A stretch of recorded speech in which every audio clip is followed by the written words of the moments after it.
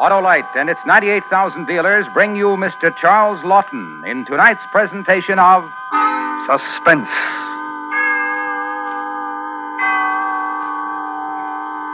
Tonight, Autolite presents the dramatization of an amazing document in which an unbelievable voyage is chronicled, beginning with that moment when Fletcher Christian led the men on HMS Bounty to mutiny. The Revenge of Captain Bligh. Our star, Mr. Charles Laughton. Well, Hap, you're doing a little reading? Looks like a good book. Well, it's not, Harlow. Sure can't tell a book by the cover. Well, it's the same with spark plugs, Hap. You may not always see it, but there's a big difference. What's the difference, Harlow? Well, in Autolite spark plugs, the difference is ignition engineering. That means that Autolite spark plugs are designed by ignition experts. The same Autolite engineers who build complete ignition systems for many of our leading makes of cars, trucks, and tractors. Spark plugs are the heart of the ignition system, and Autolite specialists know just how to design and build spark plugs for the finest all-round performance money can buy. Well, ignition engineering makes the difference with me, Harlow. Well, it should with every driver who is interested in long, smooth, and efficient performance. That's why millions of wise motorists specify and insist on world-famous ignition-engineered Autolite spark plugs, either standard or resistor type. Remember, from bumper to tail light, you're always right with Autolite. And now, Autolite presents transcribed Mr. Charles Laughton in The Revenge of Captain Bligh, hoping once again to keep you in suspense.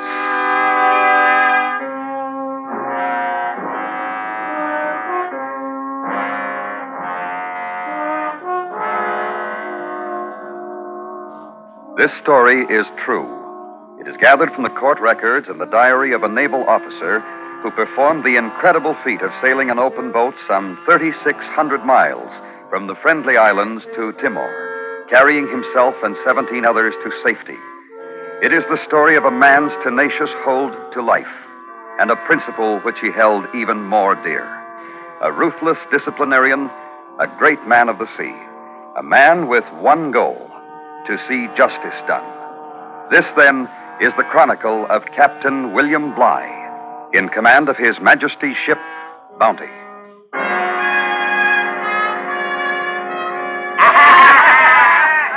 All right, now.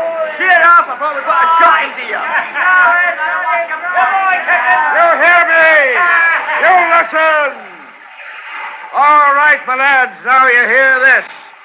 I'll do you all justice before I'm done, for I know who's and who. Mr. Christian, you lily-livered wretch.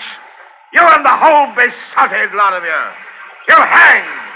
I'll see you hanged, and your names will be cursed through every ship in His Majesty's Navy.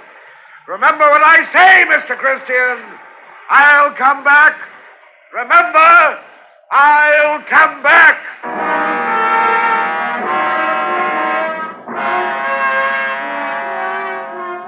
We were 19 in number. The size of the launch was 23 feet from stem to stern and rowed 6 oars. 4 cutlasses were our armament and no other arms of any kind. We were cast adrift with 28 gallons of water, 150 pounds of bread, 30 pounds of salt pork, 6 quarts of rum, and 6 bottles of wine. We were so deep and lumbered that there were 7.5 inches of wood amidships between us and the sea. And that's the way it was when we dropped astern of His Majesty's ship Bounty. A ship in full mutiny, commanded no longer by your obedient servant, Lieutenant William Bligh.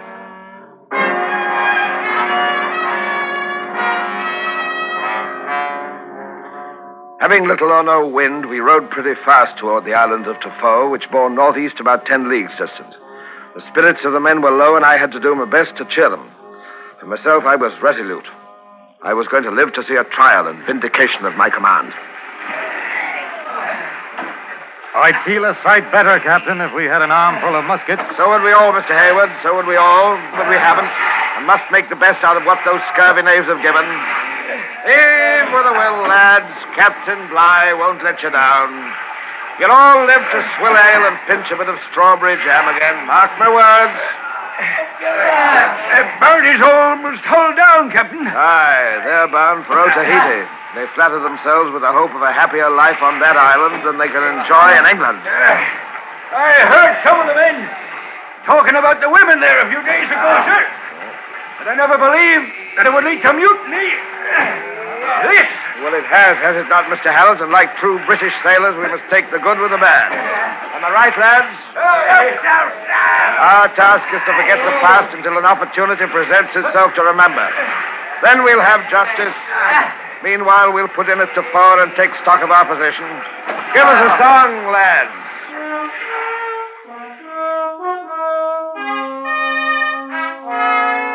An easterly breeze sprang up, which enabled us to make sail, and we reached Tafar in the evening, though not before dark. There being no anchorage and the shore so steep that we could not land, we were obliged to keep the boat under the lee of the island with 2 oars. Thus we spent our first night adrift. Captain Bligh, sir. Wake up. Not asleep, Mr. Hayward. What is it? Able Seaman Hall, sir. He's been at the water cask. So you say? Aye, sir. Able Seaman Hall. Aye, sir. You were drinking of the boat's water supply. I was thirsty. We got the island line over there. Come morning, we'll have all the water we want. You're familiar with the island of Tafar Hall? You know we'll find water? You know the natives are friendly. They'll allow us to come ashore? You know nothing. Now I speak to every last soul in this boat.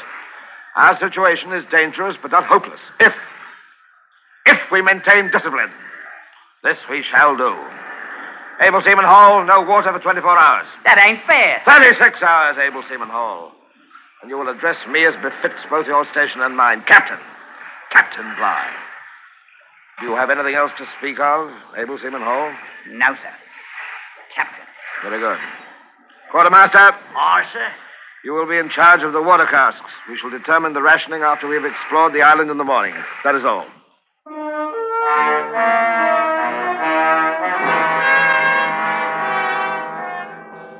As I saw it, it had to be that way. These few men loyal to me were going to live. I would see to it. And to live meant measures which in their very harshness could mean the salvation of us all. Little did we realize then that our lot on that first day was a veritable paradise compared to the hell that was to follow.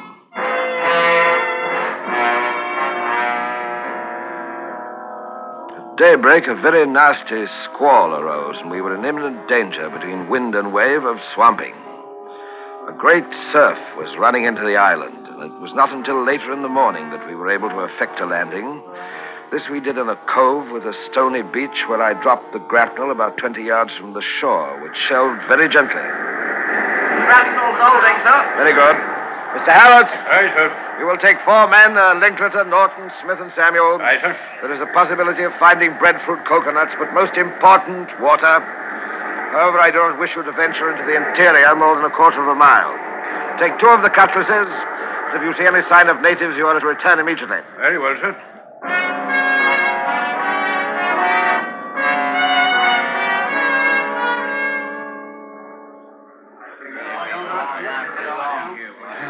They've been gone for over an hour, Captain. I am well aware of the time of the day, Mr. Hayward.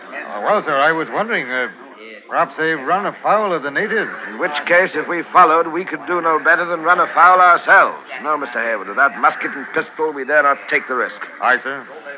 These islanders, all of them, Mr. Hayward, treacherous. You must remember that.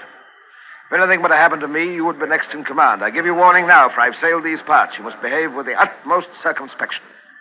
Undertake no landing unless you take reasonable precautions, such as we do here, lying at anchor from the shore. Better wet feet than cut throat. Aye, I'll remember, sir. Captain, I see them, sir. Up on the bluff there. They're running. It's natives. Natives after them. Oh, look. They're even great bloody stones. Hurry! Quartermaster. Oh, sir. There's over 100 of them. 2. Our lads will never get down in time, sir. We'll give them every chance to, Mr. Hayward, until it is no longer safe to remain. Go! One of our lads is down. Look. Who is it? Can't see. He got bashed by one of them bloody stones. Get to your oars, lads. I can see Mr. Hallett, sir. I can recognize him and Smith, Samuel, and Linklater. It's Norton they've hit up there. How do you look at the door doing, sir? That's enough, Mr. Hayward. Heave the grapnel, quartermaster. We'll stand by with oars. I can't. It's foul, Captain. I can't move it. Get another hand on the line, quartermaster. Give the lads a hand over the side. Now heave, lads. Heave for your lives. Get down, Captain. Get down here. Heave.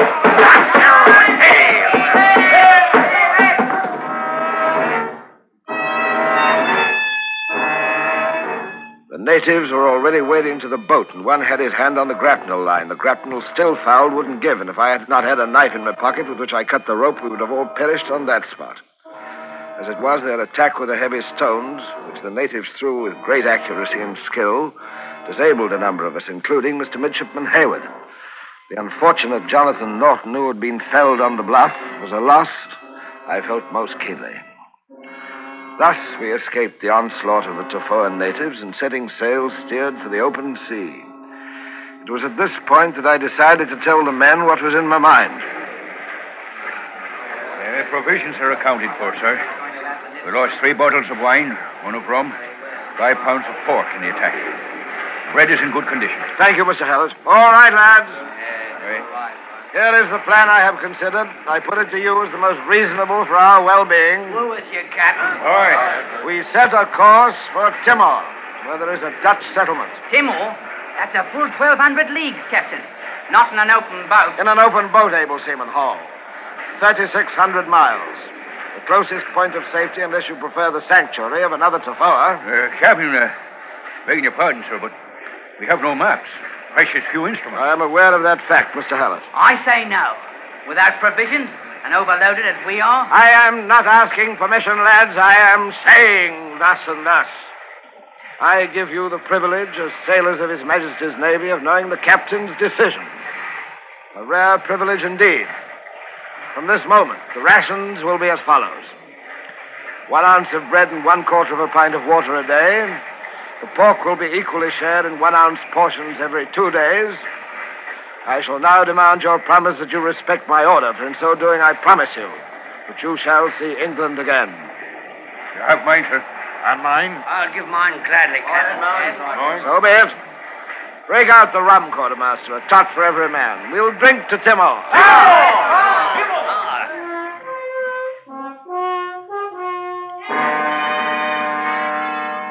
And we bore away across a sea where the navigation is but little known. In a boat 23 feet long from stem to stern, deeply laden with 18 men. I was happy to observe that at that moment almost everyone seemed better satisfied with his situation than myself. A condition which unfortunately was not long to exist.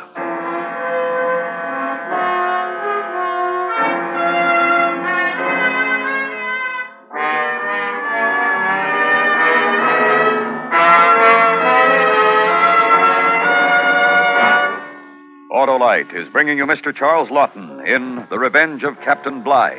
Tonight's presentation in radio's outstanding theater of thrills, Suspense.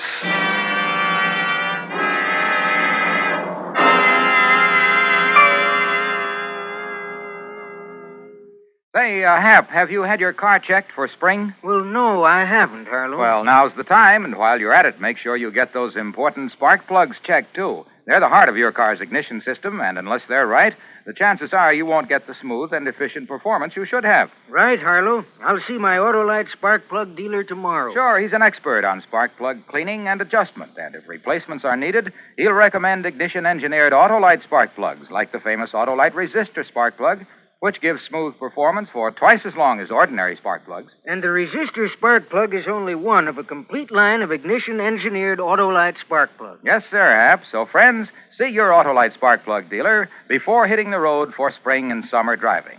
If replacements are needed, have him install a new set of those world-famous ignition-engineered Autolite spark plugs, either standard or resistor type. Remember, from bumper to tail light, you're always right with Autolite. And now, Autolite brings back to our Hollywood soundstage Mr. Charles Laughton in Elliot Lewis's production of The Revenge of Captain Bligh, a true report, well calculated to keep you in suspense.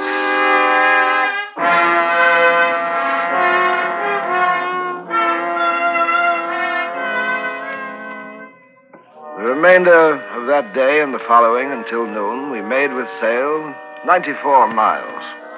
We passed a number of islands, but did not venture to land, and so the hours passed into days.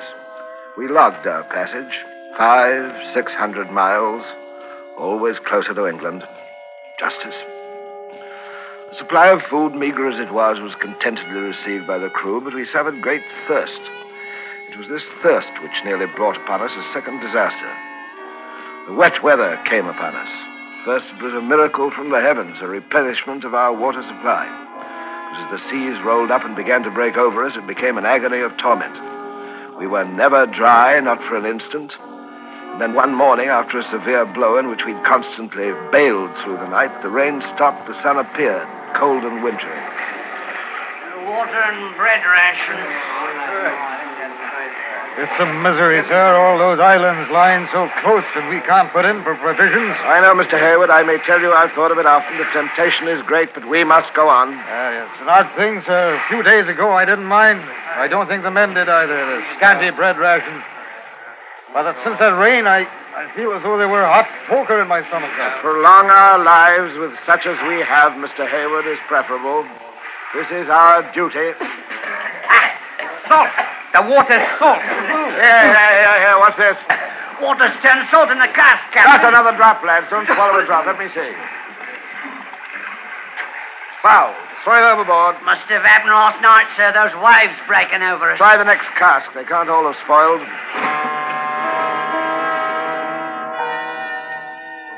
Salt. An ocean of salt about us and in the boat. In the precious water casks, not a gill fit to drink. An ocean of salt. Now the sky was cloudless.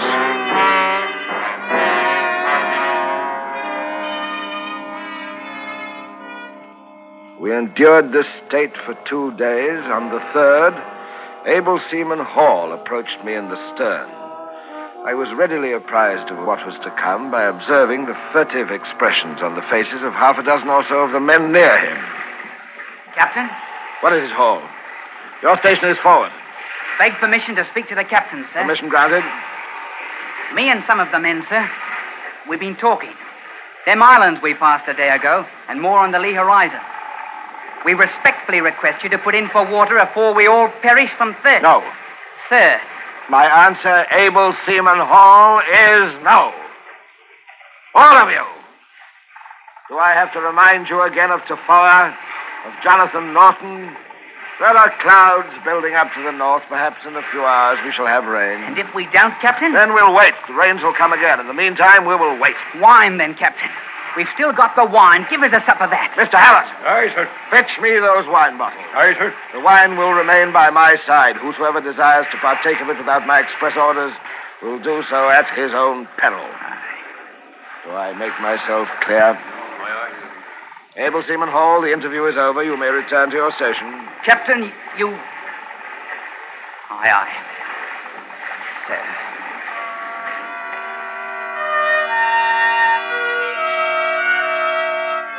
I was apprehensive, to say the least. One calamity we had endured aboard the Bounty. And here, I could see dark stirrings again. It was Hall who was the ringleader, and it was he that I should have to watch most closely.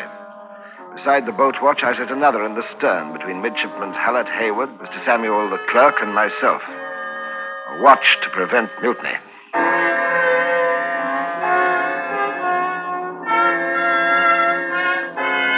Providence smiled upon us the next day, and the rain fell in torrents.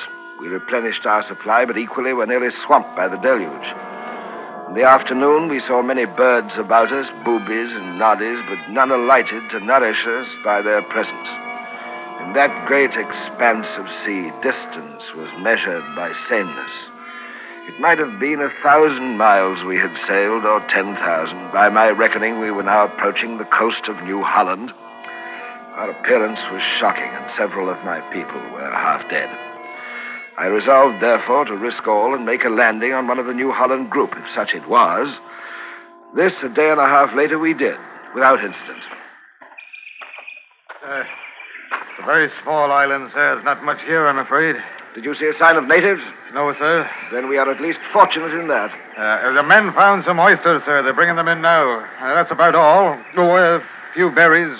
Very good, Mr. Hayward. Now listen to me, you, Mr. Hallett, and you, Hayward. We can't remain here. If once the men accustom themselves to this place, we shall have great difficulty in making them return to the boat. I know, sir, but don't you think a few days... I do not. A few days and we shall have lost the will to continue on. There is a goal to be reached, Timor. A settlement where the processes of law may be effected. I purposely chose this island in the hope that it was not inhabited. But over there, from there may come the danger. It, too, may be uninhabited. And if it is not, these natives are a seafaring people. You have not perhaps seen their canoes, Mr. Hallett. Take my word, we are even now more than likely observed. No, we must get underway before sunset.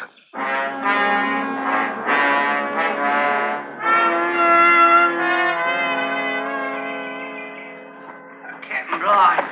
Captain. What is it, quartermaster? Where are the rest of the men? They say they aren't coming, sir. They'll take their chances here rather than the boat again. They say that? Yes, sir. Take me to them, Mr. Hallett, Mr. Hayward. The cutlasses, if you please. Follow me.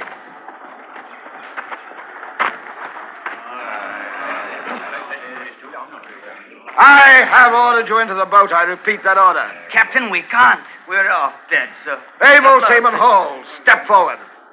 Forward! I am determined to preserve my command or die. Mr. Hallett, give this man a cutlass.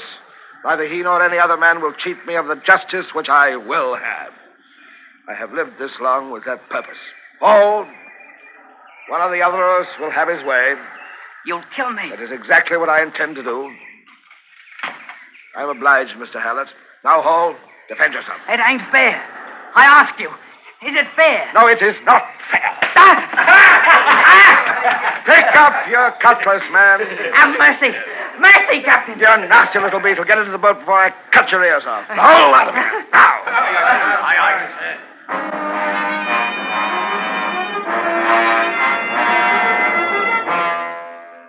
I had maintained discipline, but at what risk I did not know. The men had laughed at Hall's discomfiture, but I knew that unless our lot was soon bettered, their laughter might soon turn to growling. For the next few days, however, I must admit that I was pleased with their renewed confidence, all except for Able Seaman Hall, who upon occasion cast glances which were laden with villainy. His last attempt to defeat my purpose occurred in the early gray morning, 39 days since the mutiny on the Bounty. I woke from restless sleep to discover Hall, who had the watch, tearing at a booby bird which he had a moment ago captured. You! Hall! You foul, excuse my humanity. We are to share and share alike. I will not stand for any more. You think that I do not suffer as you, all of you? I thirst and hunger. I brought you more than 3,000 miles in this twig. We're alive. In 2 days, maybe, we should reach Timor. I have lived to see justice done. It will be done.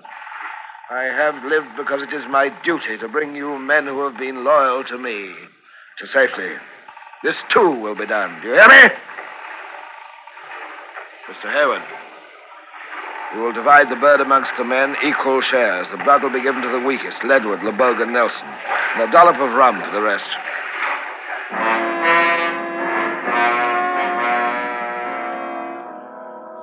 I remember that last day, the day that we sighted the island of Timor. I did not know where the Dutch settlement was situated, but had a faint idea that it was the southwest part of the island. I decided to make for that point.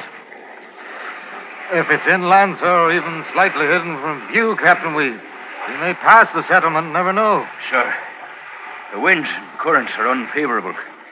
We may be blown further out to sea. I beg of you, let us put in now. Regain our strength before we go on to the settlement. Break out the oars. We shall keep her on course with the oars. No, Captain, no. The oars! Sir. Hold your tongue, Mr. Hayward. I've already given the order. We land at the settlement and at no other place.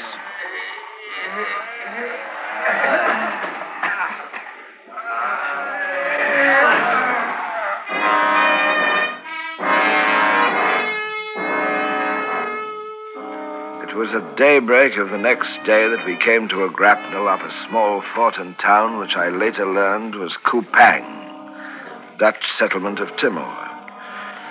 Among the things which the boatswain had thrown into the boat before leaving the Bounty was a bundle of signal flags and the Union Jack. These I now had hoisted in the main shrouds as a signal of distress, for I did not think it proper to land without leave. So ended our voyage.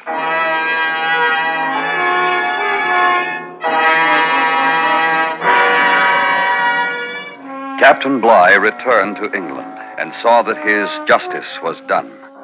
Some few of the Bounty mutineers were captured. 4 of them were hanged, 2 convicted, then later pardoned, and 4 others acquitted of the charges against them. Concerning the remainder, led by Fletcher Christian, they were never apprehended.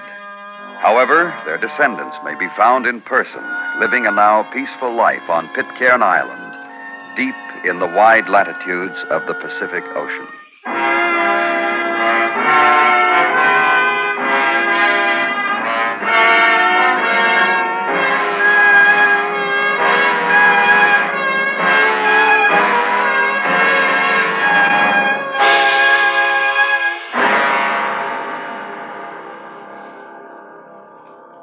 Suspense, presented by Autolite. Tonight's star, Mr. Charles Laughton.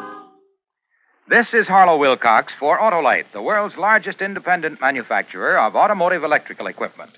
In 28 plants from coast to coast, the men and women of Autolite build over 400 fine products for cars, trucks, tractors, planes, boats, and industry.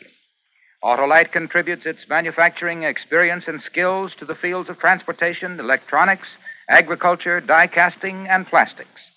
The Autolite name is famous all over the world for products of unsurpassed quality and performance. In service, too, Autolite facilities are worldwide.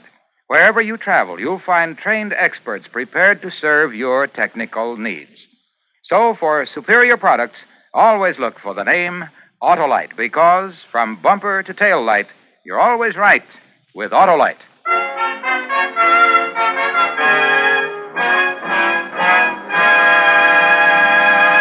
Next week, the terrifying story of a double murder and the woman who became involved in this criminal activity. It's called Weekend Special, Death. Our star, the First Lady of Suspense, Miss Agnes Moorehead. That's next week on Suspense. The Revenge of Captain Bligh was written for Suspense by Anthony Ellis. Suspense is transcribed and directed by Elliot Lewis, with music composed by Lucian Morowick and conducted by Lud Gluskin. Featured in tonight's cast were Ben Wright, William Johnstone, Charles Davis, Joseph Kearns, Anthony Ellis, and Larry Thor. And remember, next week, Miss Agnes Moorehead in Weekend Special, Death.